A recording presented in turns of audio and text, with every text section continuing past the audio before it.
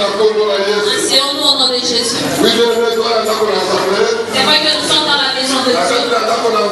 Dans la maison de Dieu, c'est là qu'il y a la joie. C'est là où il y a la paix. C'est là où il y a l'amour. Quand tu es dans la présence de Dieu, sois un homme ou une femme heureuse. Là où nous sommes, c'est là où nous préparons pour avoir le visa, mériter le royaume des cieux. Et si je veux voyager, je dois me rendre à l'ambassade soit de l'Angola pour obtenir le visa en fin de demande en Angola. Et pour avoir le visa du ciel, il n'y a pas d'autre endroit excepté que dans la présence de Dieu. Là où on te demande que tu dois faire ceci, et si tu vas dans là, tu auras le visa.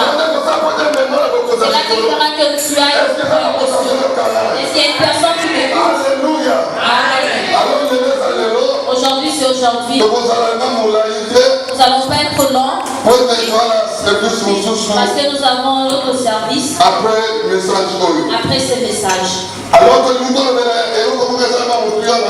Nous voulons parler de quelque chose qui est vraiment important. Nous savons qu'il y a beaucoup d'enfants de Dieu, malgré qu'ils prient, et leur vie ne change pas. Il n'y a pas de bonheur, même dans leur maison. Il n'y a pas de joie. Et aujourd'hui, je sais qu'au travers de ces messages, tu auras la décision dans ta vie. Tu vas t'élever dans ta vie. Tu vas te dire non, les choses doivent changer. Ma vie doit changer. Je suis une personne dont je dois avancer. Je ne peux toujours pas tourner à rond. Parce que la Bible me dit, un enfant de Dieu monte de gloire en gloire.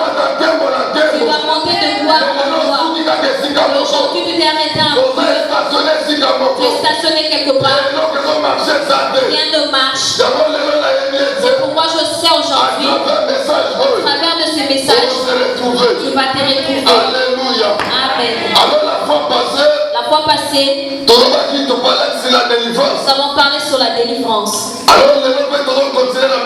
Aujourd'hui, je continue avec le même thème. Aujourd'hui, je vais parler des origines de la délivrance. Alléluia. Amen. Nous voulons parler de la délivrance d'origine. Et chaque personne qui est en ce lieu a des origines d'où il est sorti.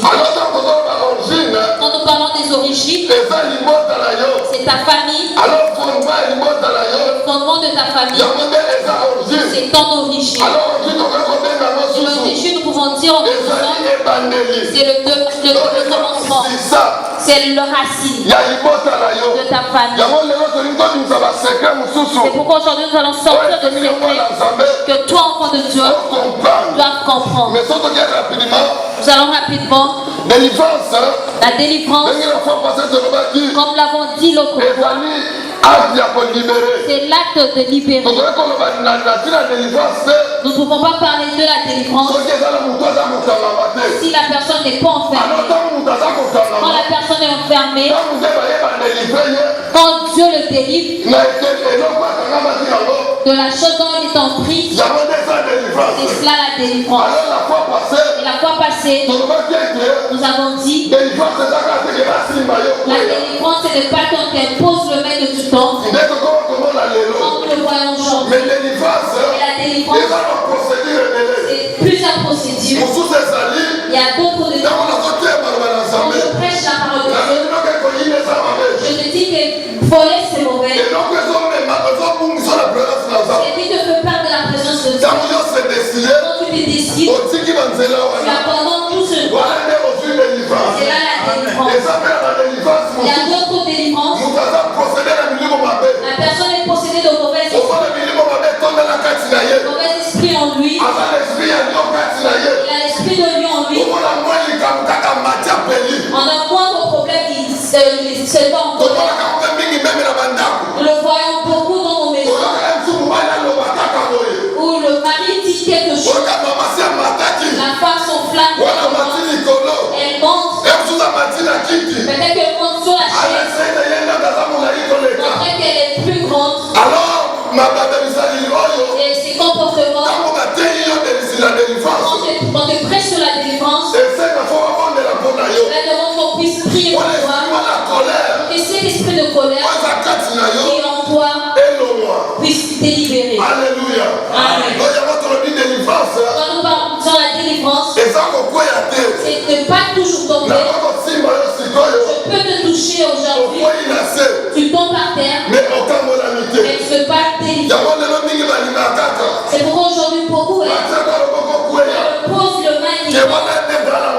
Cela signifie que la personne est puissante.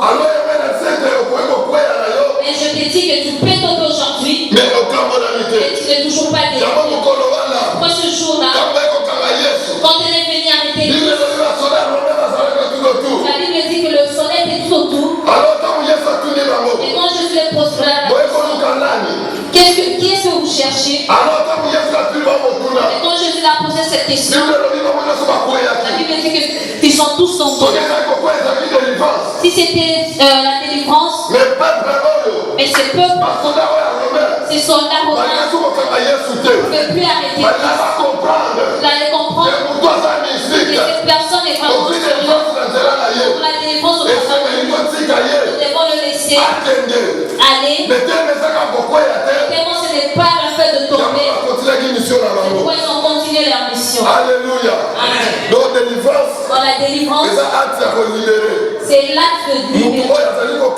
La personne qui ont pris, elle doit être libérée du péché, de s'exprimer de toute mauvaise chose. Quand tu es converti, quand on prie pour toi, c'est là la délivrance. Alléluia. Amen. Alors, nous allons lire la Bible. Lisons dans le livre de 2 Rois. 2 Rois chapitre 19, verset 22.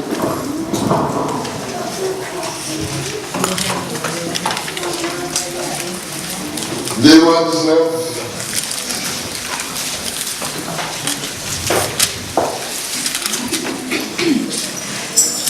Chapitre 2, verset 19. Je lis la parole de Dieu dans le livre de 2 Rois, chapitre 19, verset 22. Qui as-tu incité et outragé? Contre qui as-tu élevé la voix? Tu as porté tes yeux en haut sur le sang d'Israël.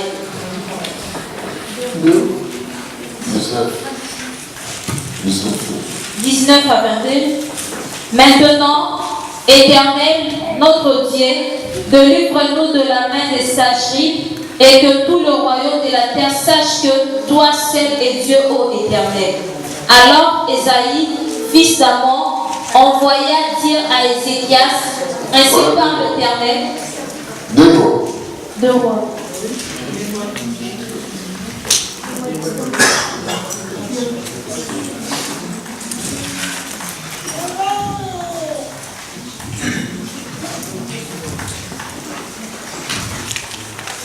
Deux Rois chapitre 2, verset 19 à 22.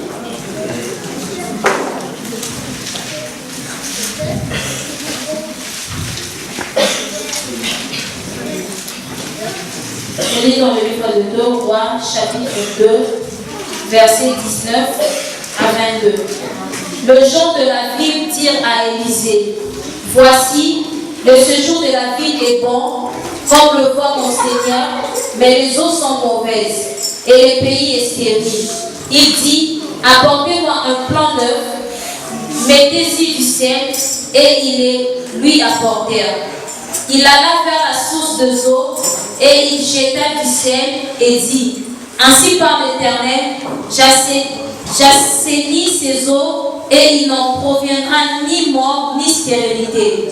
Et les eaux furent assainies jusqu'à ces jours, selon la parole qu'Élisée avait prononcée. Parole du Seigneur. Alléluia. Amen. Nous acclamons pour la parole de Dieu. Amen. Amen. Ok, dans ce passage, nous venons de lire, on montre l'histoire d'Élisée. Alors Élisée était prophète de Dieu. La Bible dit qu'Élisée s'est rendu dans la ville de Jéricho. Lorsque son serviteur Élie était élevé, la Bible montre qu'à son retour, il s'est rendu dans la ville de Jéricho. Et dans la ville de Jéricho, il y avait un groupe de prophètes qui étaient dans la ville. La Bible nous dit qu'Élisée s'est rendu dans la ville. Il est arrivé dans la ville de Jéricho. Il y avait les habitants de Jéricho. Ils ont venu voir voir Élisée. Ils ont dit prophète. Et dès que tu vois cette ville, c'est une bonne ville. C'est une belle ville pour y habiter. Mais nous avons un problème. Nous avons un problème. Le problème que nous avons, l'eau est facile et la terre n'est pas fertile. Alléluia. Amen. Alors la Bible dit, Élisée leur dit, donnez-moi du sel. Donnez-moi le sel et un assiette de neuf. Après il se rend dans la source. Il a dit donnez-moi de l'eau dans une assiette neuf et du sel. Et quand je vois du sel, le sel symbolise deux choses. Le sel donne la saveur, dans la nourriture, et le sel conserve. Quand on voit le gens qui, le poissonnier, il va prendre le poisson, il le coupe et il met du sel dedans. Cela permet que le poisson puisse être bien conservé. Et Élisée dit, amenez-moi du sel. Dès que je viens de le dire, le sel, c'est quelque chose qui donne la saveur à la vie. Pourquoi lui-même Dieu, selon ses enseignements, c'est le sel dans le monde. C'est le sel dans le monde. Je comprends. Quand l'enfant adorant l'éternel, tu es le sel, tu lui as donné les goûts. Parce que son rôle, il a donné la saveur à la vie. Pourquoi vous voyez, quand la nourriture n'est pas salée, il n'y a pas de saveur. Mais si la nourriture est salée, cela donne de goût.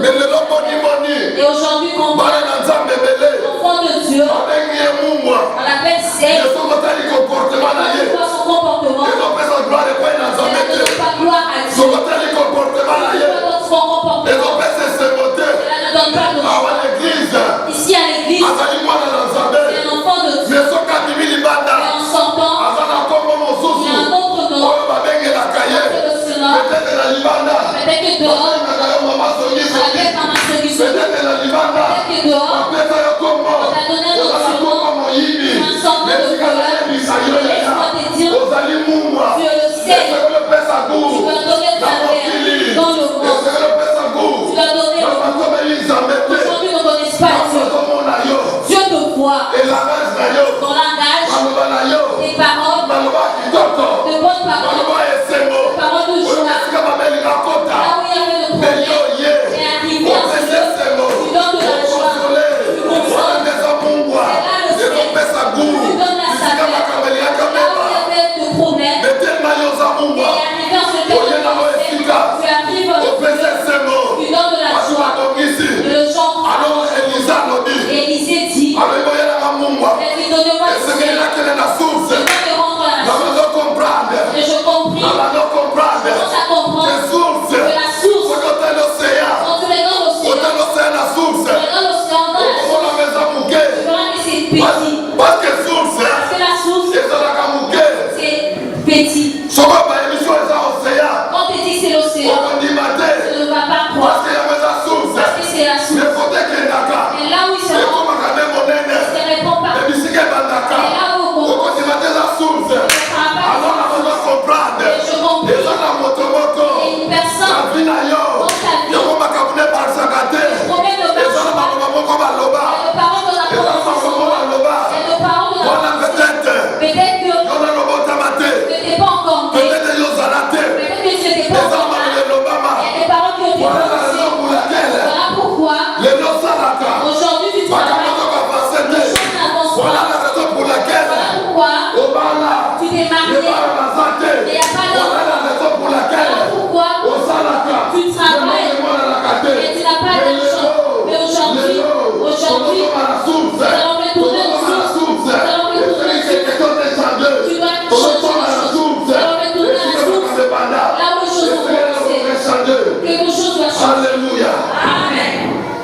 Et devons retourner à la source. La source bien-aimée, c'est le débit. C'est ta famille. Alors, ville cette ville, Josué, il a déclaré de mauvaises choses sur la ville de Jéricho. Et nous connaissons tous la ville de Jéricho. Jéricho était une ville enfermée. Dieu a donné aux enfants d'Israël. C'est au travers de la marche qu'ils ont faite que le mur de Jéricho est tombé. Et la Bible dit, Josué a déclaré le parole. Il a dit cette ville ne peut pas être construite. Il a dit la personne qui va construire cette ville, quand tu vas faire le fondation, son premier fils ou son premier fils, il va établir de porte, son deuxième fils va mourir. Et la ville était sous malédiction.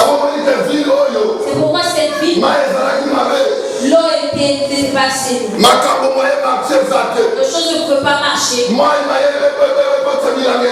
Et la terre ne pouvait pas donner. Parce que c'était des paroles qu'on a prononcées. Vous savez, comme dans la source, la source commence bien, les choses doivent bien marcher. Parce que Dieu dit à Abraham, Dieu appelle Abraham, il a dit à Abraham, dans la source de bénédiction, et en commençant par Abraham, jusqu'en descendant, tous ceux qui sont venus derrière étaient bénis. Pourquoi? Parce que la source est mauvaise. Commence à mauvais. Il y aura des scandales. Si la source commence à mauvais, il y aura des problèmes. Parce que dans la source, il n'y aura pas de problème. Comme je viens de le dire, la source. Mais là où il sera, c'est là que les choses deviennent. On voit beaucoup de familles. Les ancêtres ont déclaré de choses. Ils ont parlé. Alors ces paroles, quand ils l'ont prononcé, peut-être tu n'étais pas là. Peut-être tu n'étais pas encore né. Quand tu es né, les conséquences commencent à passer. Tu vas voir quand tu travailles, tu as des bons projets. Lorsque j'aurai de l'argent, je vais faire ceci ou cela. Mais au moment où tu as ton argent, tu ne vas pas comprendre. Tu vas prendre cet argent. Tu vas faire des folies. Voir un habit que tu l'as déjà. Tu le rachètes. Parce qu'il y a une sémence de dépenses. Le projet se perd de tête. Et ta vie ne marche pas. Il y a beaucoup de gens qui font de commerce. Mais les choses ne marchent pas.